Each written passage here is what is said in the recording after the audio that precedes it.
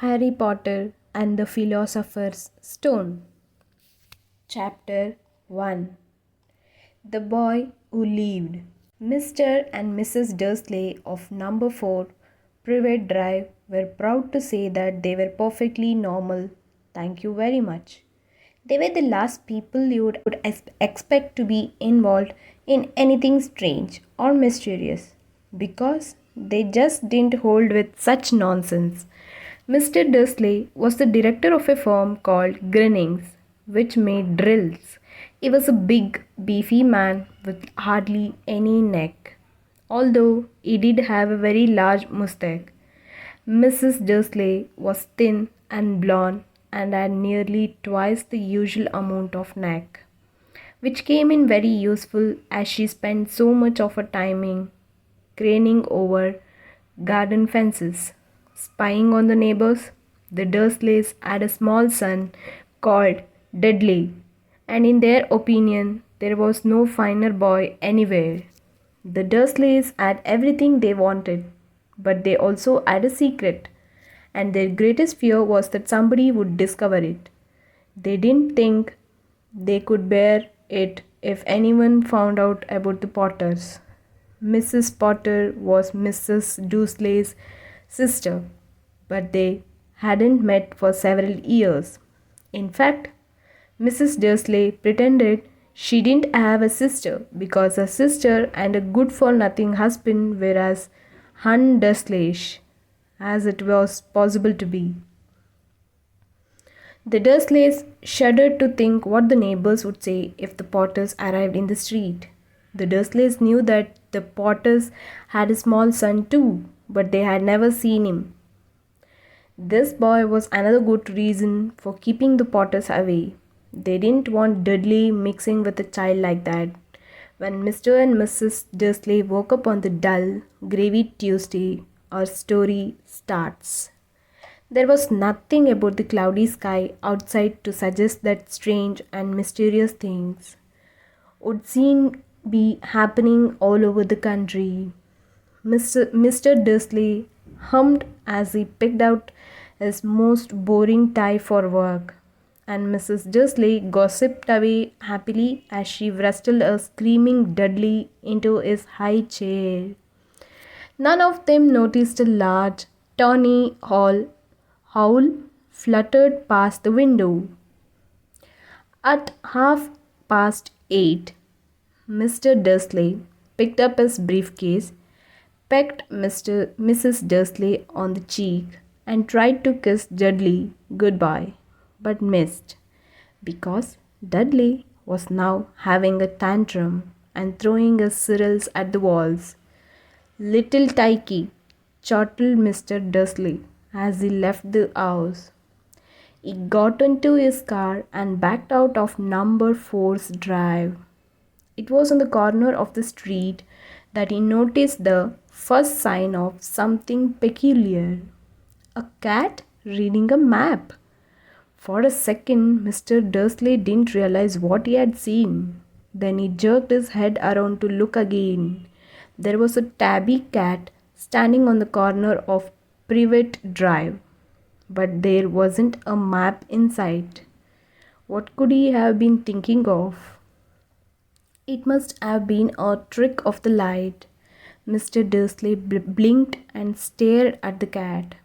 It stared back.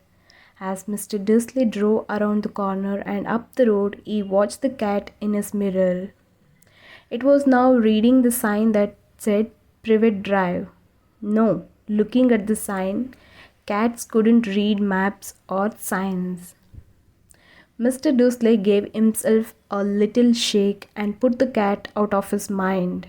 As he drove towards town, he thought of nothing except a large order of drills he was hoping to get that day.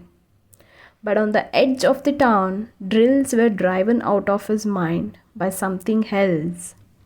As he sat in the usual morning traffic jam, he couldn't help noticing that there seemed to be a lot of strangely dressed people about.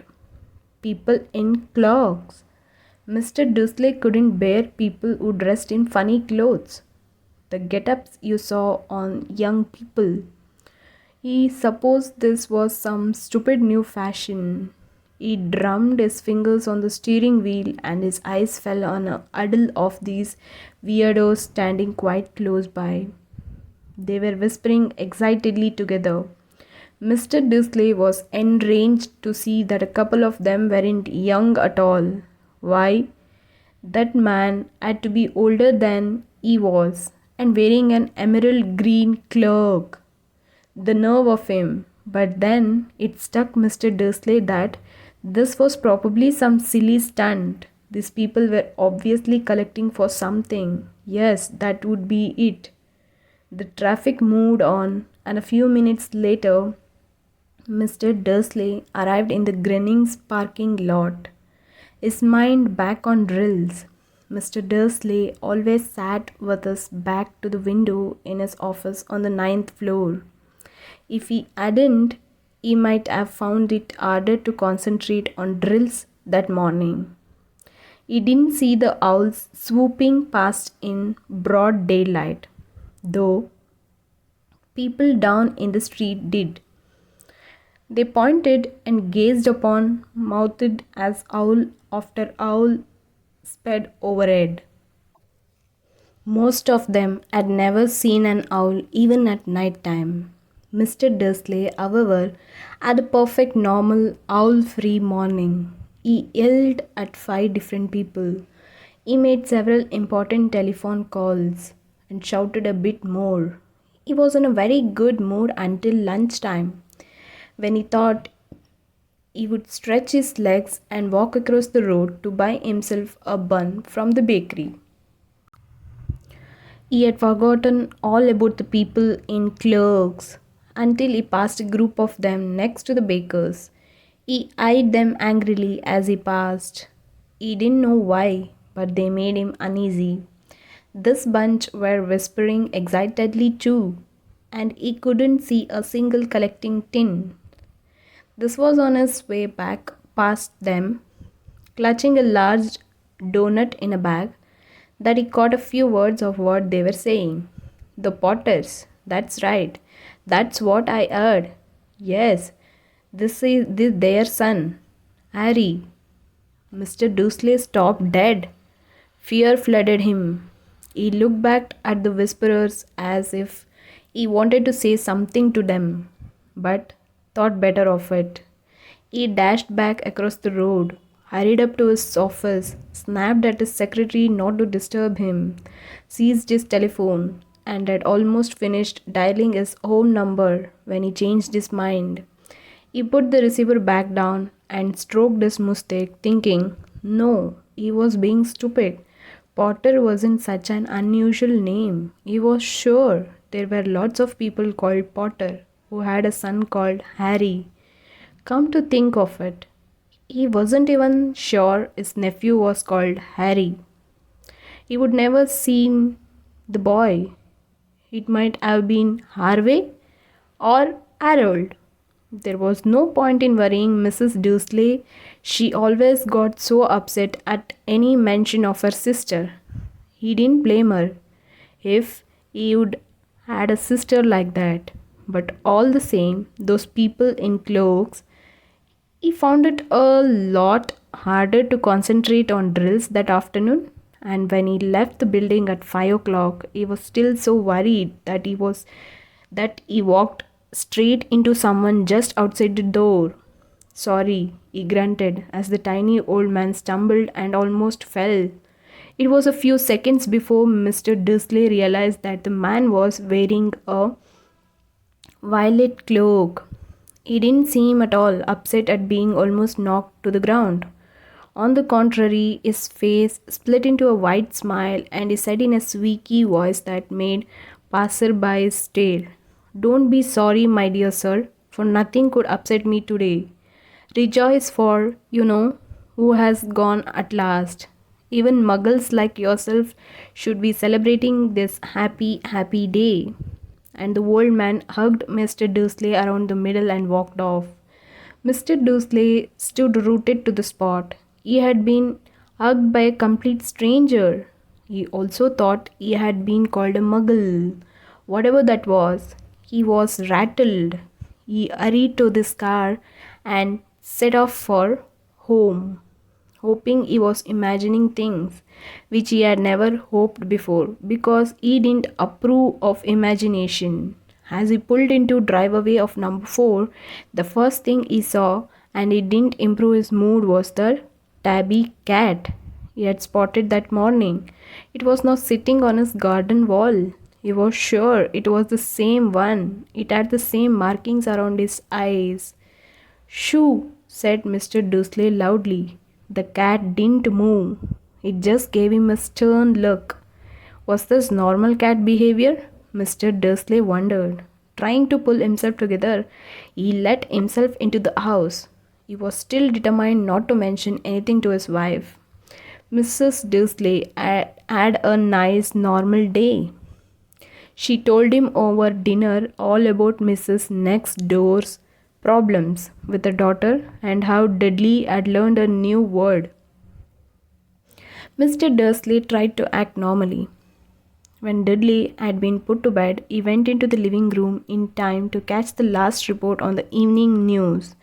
And finally, bird watchers everywhere have reported that the nation's owls have been behaving very unusually today. Although owls normally hunt at night and are hardly ever seen in daylight, there have been hundreds of sightings of these birds flying in every direction since sunrise. Experts are unable to explain why the owls have suddenly changed their sleeping pattern.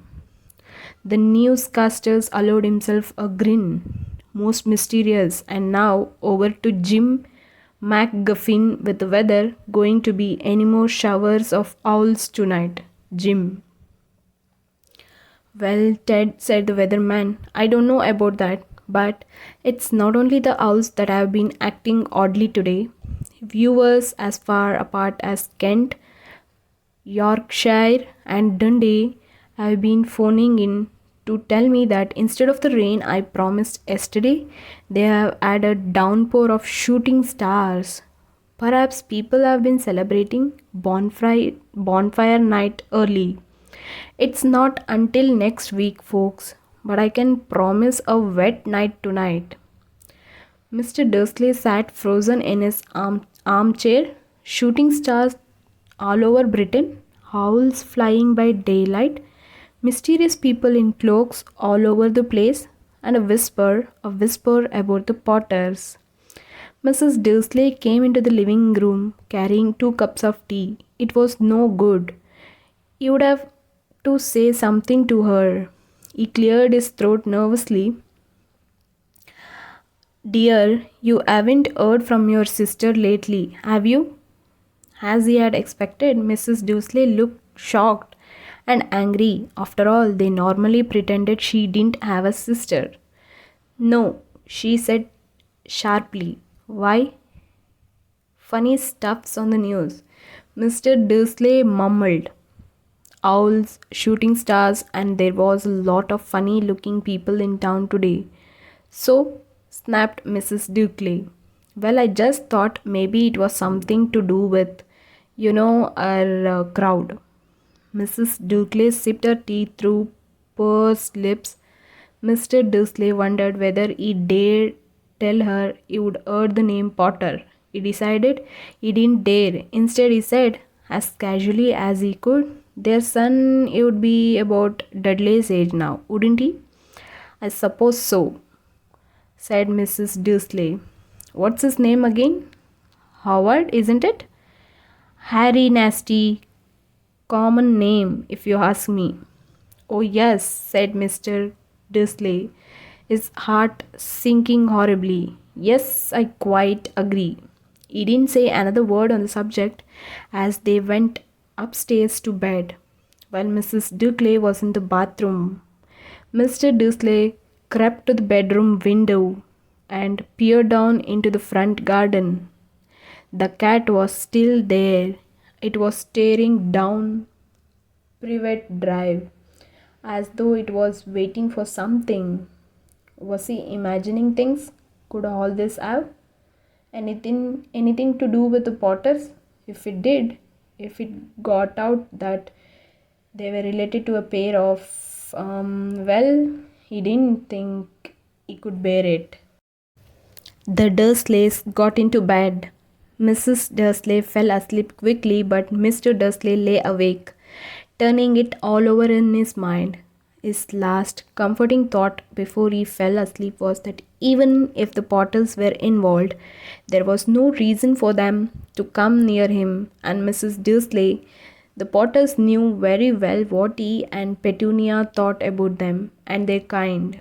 He couldn't see how he and Petunia could get mixed up in anything that might be going on. He yawned and turned over. It couldn't affect them. How very wrong he was. Mrs. Dursley might have been drifting into an uneasy sleep, but the cat on the wall outside was showing no sign of sleepiness. It was sitting as still as a statue, its eyes fixed unblinkingly on the far corner of Privet Drive. It didn't so much as quiver when a car door slammed on the next street, nor when two owls swooped overhead. In fact, it was nearly midnight before the cat moved at all. A man appeared on the corner. The cat had been watching, appeared so suddenly and silently you would have thought it would just popped out of the ground. The cat's tail twitched and its eyes narrowed. Nothing like this man had ever been seen so Privet Drive. He was tall, thin, and very old, judging by the silver of his hair and beard, which were both long enough to tuck into his belt. He was wearing long robes, a purple cloak that swept the ground, and high-heeled buckled boots. His blue eyes were light, bright, and sparkling behind half-moon spectacles, and his nose was very long and crooked, as thought it had been broken at least twice. This man's name was Albus Dumbledore. Albus Dumbledore didn't seem to realize that he had just arrived in a street where everything from his name to his boots was unwelcome. He was busy rummaging in his cloak, looking for something, but he did seem to realize he was being watched, because he looked up suddenly at the cat, which was still staring at him from the other end of the street. For some reason, the sight of the cat seemed to amuse him. He chuckled and muttered, "I should have known." He found what he was looking for in his inside pocket.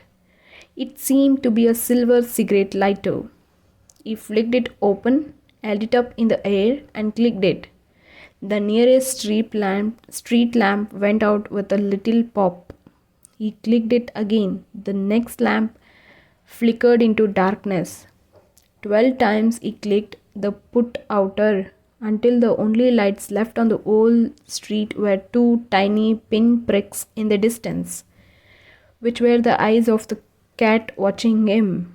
If anyone looked out of their window now, even beady-eyed Mrs. Dirkley, they wouldn't be able to see anything that was happening down on the pavement.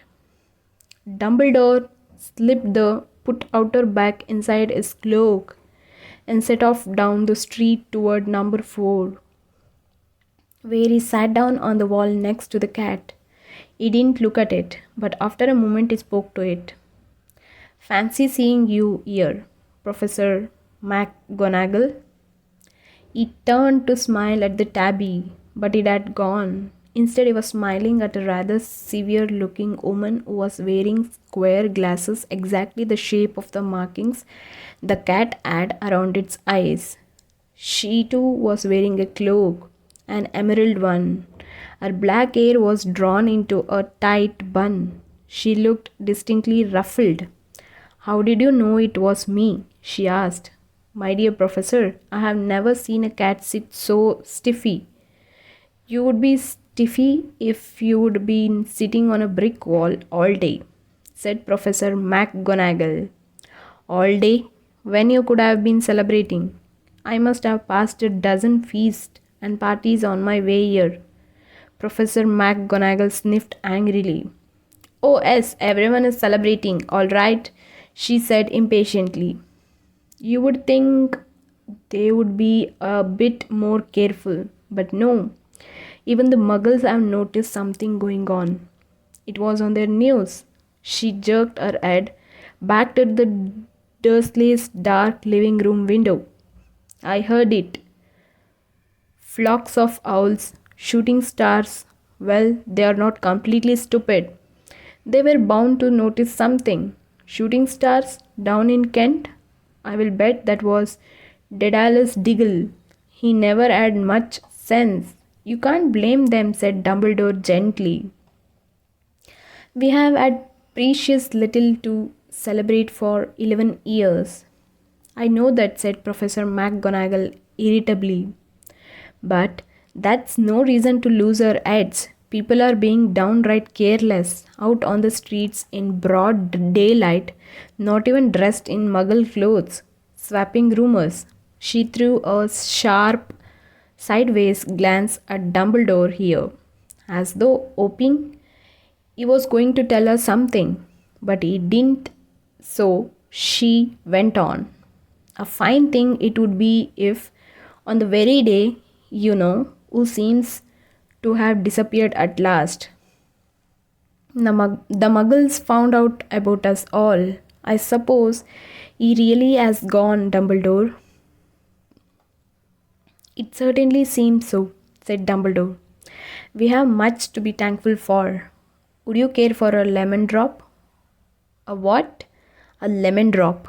They are a kind of muggle sweet I'm rather fond of. No, thank you, said Professor McGonagall coldly, as though she didn't think this was a moment for lemon drops. As I say, even if you know who has gone.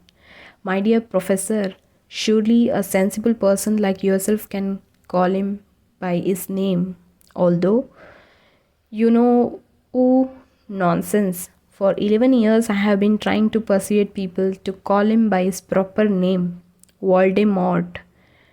Professor McGonagall flinched, but Dumbledore, who was unsticking two lemon drops, seemed not to notice. It all gets so confusing if we keep saying, you know who. I have never seen any reason to be frightened of saying Voldemort's name. I know you haven't, said Professor McGonagall, sounding half admiring, but you are different. Everyone knows you are the only one. You know. Oh, all right, Voldemort was frightened of. You flatter me, said Dumbledore calmly. Voldemort at pass I will never have, only because you are too, well, noble to use them. It's lucky it's dark. I haven't blushed so much since Madame Pomfrey told me she liked my new earmuffs. Professor McGonagall shot a sharp look at Dumbledore and said, the owls are nothing next to the rumors that are flying around. You know what everyone says about why he disappeared? About what finally stopped him? It seemed that Professor McGonagall had reached the point she was most anxious to discuss. The real reason she had been waiting on a cold, hard wall all day, for neither as a cat nor as a woman had she fixed Dumbledore with such a piercing stare as she did now. It was plain that whatever everyone was saying, she was not going to believe it until Dumbledore told her it was true. Dumbledore, however, was choosing another lemon drop and did not answer what they're saying. She pressed on. Is that last night Voldemort turned up in Godric's Hollow? He went to find the Potters. The rumor is that Lily and James Potter that they are dead. Dumbledore bowed his head. Professor McGonagall gasped. Lily and James? I can't believe it. I didn't want to believe it. Oh, Albus. Dumbledore reached out and patted her on the shoulder. I know, he said heavily. Professor McGonagall's voice trembled as she went on. That's not all. They're saying he tried to kill the potter's son, Harry. But he couldn't. He couldn't kill that little boy? No one knows why or how, but they're saying that when he couldn't kill Harry Potter, Voldemort's power somehow broke. And that's why he's gone. Dumbledore nodded glumly. It's true, flattered Professor McGonagall. After all is done, all the people he's killed, he couldn't kill a little boy. It just astounding. Of all the things to stop him. But how in the name of heaven did Harry survive? We can only guess, said Dumbledore. We may never know. Professor McGonagall pulled out a lace handkerchief and dabbed at her eyes beneath her spectacles. Dumbledore gave a great sniff as he took a golden watch from his pocket and examined it. It was a very odd watch. It had 12 hands but no numbers instead. Little planets were moving around the edge. It must have made sense to Dumbledore, though, because he put it back in his pocket and said, Hagrid's late. I suppose it was he who told you I would be here by the way. McGonagall said, Yes, Professor. And I don't know. Suppose you're going to tell me why you are here. Of all the places, I have come to bring Harry to his aunt and uncle. They are the only family he has left now. You can't mean the people who live here, cried Professor McGonagall, jumping to her feet and pointing at number 4. Dumbledore, you can't. I have been watching them all day. You couldn't find two people who are less like us. And they have got this son. I saw him kicking his mother all the way up the street, screaming for sweets. Harry Potter, come and leave here. It's the best place for him, said Dumbledore firmly. His aunt and uncle will be able to explain everything to him when he is older. I have written them a letter. A letter? McGonagall faintly repeated, sitting back down on the wall. Really, Dumbledore? You think you can explain all this in a letter? These people will never understand him. He will be famous, a legend. I wouldn't be surprised if today was known as Harry Potter Day in the future. There will be books written about Harry. Every child in our world will know his name. Exactly, said Dumbledore, looking very seriously over the top of his half-moon glasses. It would be enough to turn any boy's head. Famous before he can walk and talk. Famous for something he won't even remember. Can't you see how much better off he will be? Growing up away from all that until he's ready to take it. Professor McGonagall opened her mouth, changed her mind, swallowed, and then said, Yes, you're right, of course. But how is the boy getting here? Dumbledore. She eyed his cloak suddenly as though she thought he might be hiding Harry underneath it. Hagrid's bringing him. You think it wise to trust Hagrid with something as important as this? I would trust Hagrid with my life, said Dumbledore. I'm not saying his heart isn't in the right place, said Professor McGonagall grinning. But you can't pretend he's not careless. He does tend to. What was that? A low rumbling sound had broken the silence around them. It grew steadily louder as they looked up and down the street for some sign of a headlight. It swelled to a roar as they both looked up at the sky, and a huge motorcycle fell out of the air and landed on the road in front of them. If the motorcycle was huge, it was nothing to the man sitting astride it. He was almost twice as tall as normal man, and at least 5 times as wide.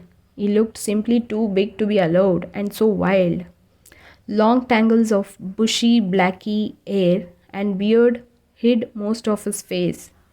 He had hands the size of trash can lids, and his feet in their leather boots were like baby dolphins.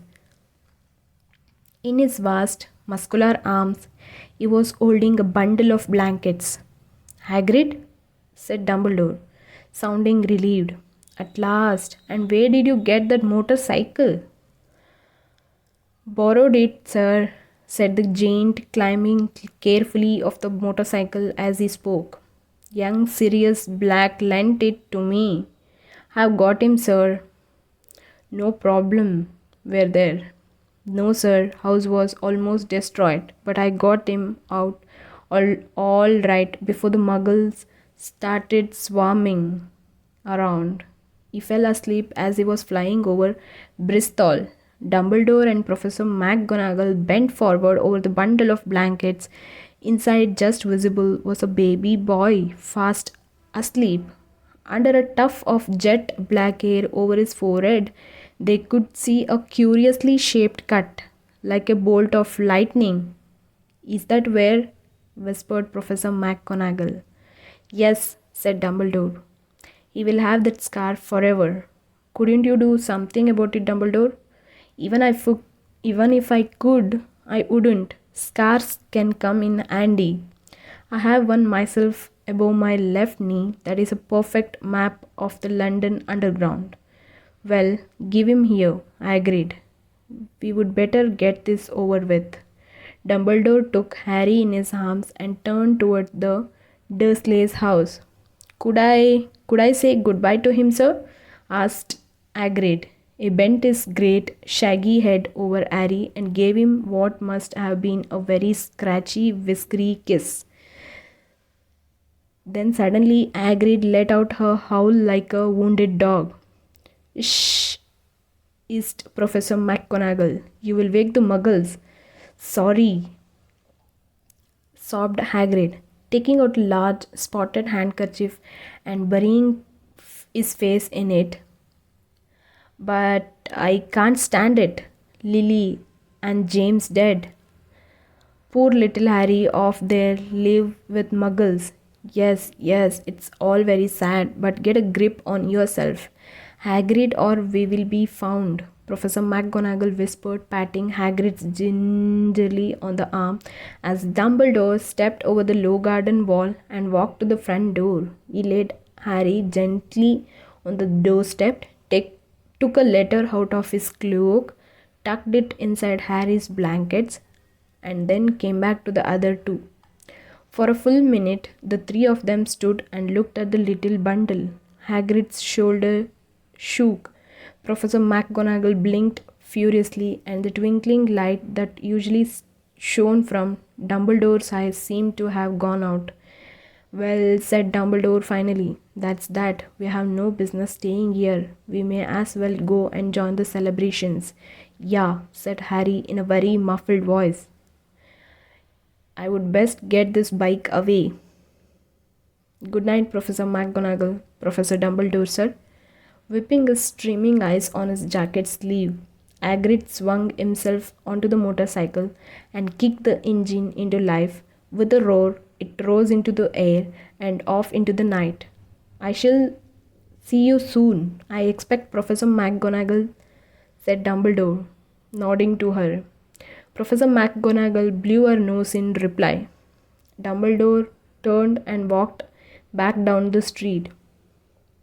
On the corner, he stopped and took out the silver put outer. He clicked it once, and 12 balls of light sped back to their street lamps so that Privet Drive glowed suddenly orange, and he could make out a tabby cat slinking around the corner at the other end of the street.